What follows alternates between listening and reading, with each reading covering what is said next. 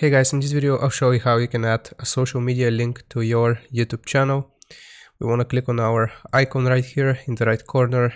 Then we want to go to YouTube Studio. From here we want to select customization and then basic info. Now right here, if you scroll down a little bit further, you will see links. As you can see, I currently have 2 links. If you want to add another link, all you have to do is click on add link.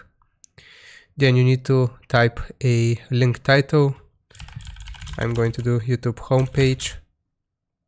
Then you want to go to your website which you're going to promote. Left click on it or right click, and then copy the link.